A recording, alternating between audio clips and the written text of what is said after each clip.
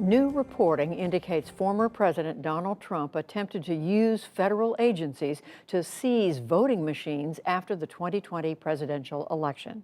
Geoff Bennett has more. Judy, the New York Times is reporting that 6 weeks after the 2020 election, former President Donald Trump directed his attorney, Rudy Giuliani, to ask the Department of Homeland Security if it could take possession of voting machines in key swing states. Now, this is just the latest in a string of revelations about the former president's aggressive efforts to overturn the election he lost. It's also at the heart of what the January 6th committee is investigating, says Democratic Congressman Jamie Raskin. This president clearly tried to overthrow a presidential election. He's the first president in American history to do it. So our committee is charged with telling America the truth, and we're going to get that truth out there in very vivid and fine-grained detail so America understands exactly what happened. To walk us through all of this, I'm joined by one of the New York Times reporters who broke the story about the plot to seize voting machines, Luke Broadwater, New York Times congressional correspondent. Luke, it's great to have you with us. And help us understand how this new reporting advances our knowledge about the former president's efforts, his aggressive efforts to overturn the election he lost.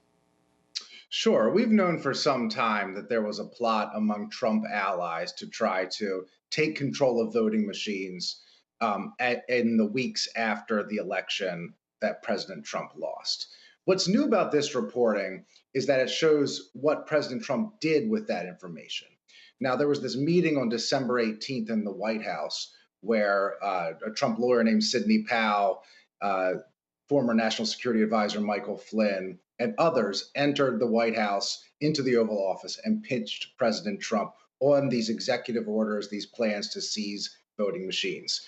But what's new here is that Donald Trump then took another step after that. He didn't just hear the people out or show interest in it. He directed his personal lawyer, Rudy Giuliani, to contact the Department of Homeland Security to see if they could, in fact, seize voting machines.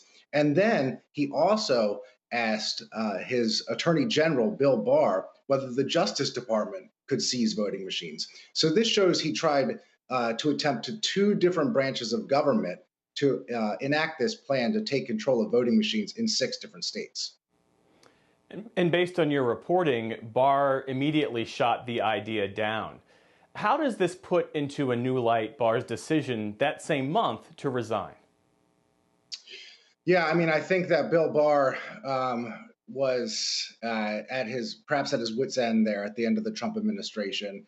As you know, he was involved in pushing back against some of these very dangerous plans to try to overturn the election. And in fact, he came out and made a public statement saying that the Justice Department had found no fraud whatsoever in the election, or at least no widespread fraud in the election.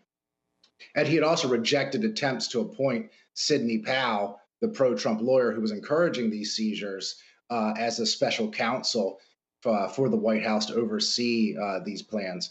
So I do think that this affected in some ways Bill Barr's thinking in those final days of the Trump administration. Luke, do you know where this idea to seize voting machines originated?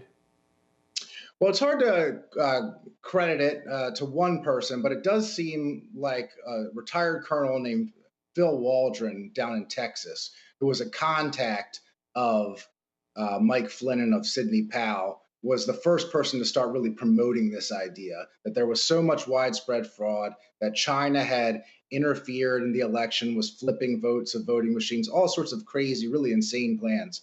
And that the only remedy to try to fix these things was to basically rerun the election, have the National Guard come in, seize voting machines.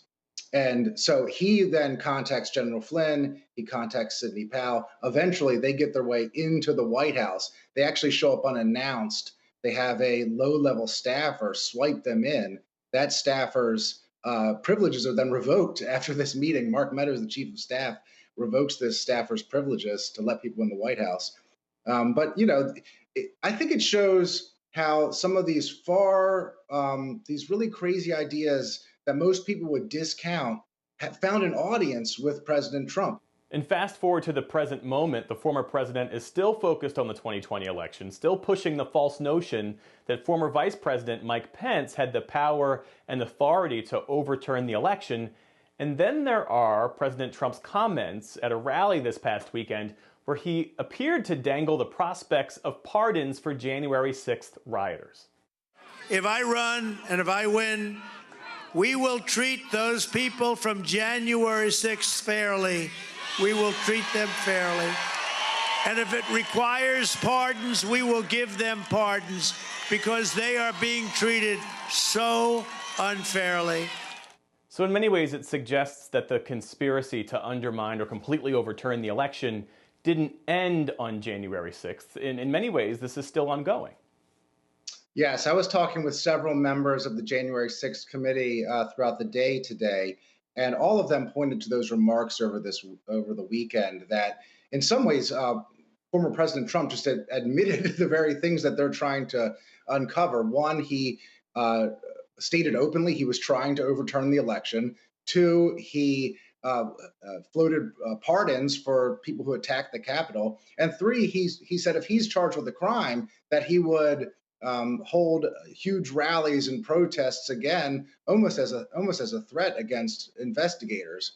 So when you hear those things and you see the lengths the former president was going to go to cling to power, whether it was the seizure of voting machines or having a massive rally on January 6th to pressure Mike Pence, or put forward fake slates of electors from different states. All these different avenues were part of what one could say was a large plot with many different pieces in place to try to overturn the election.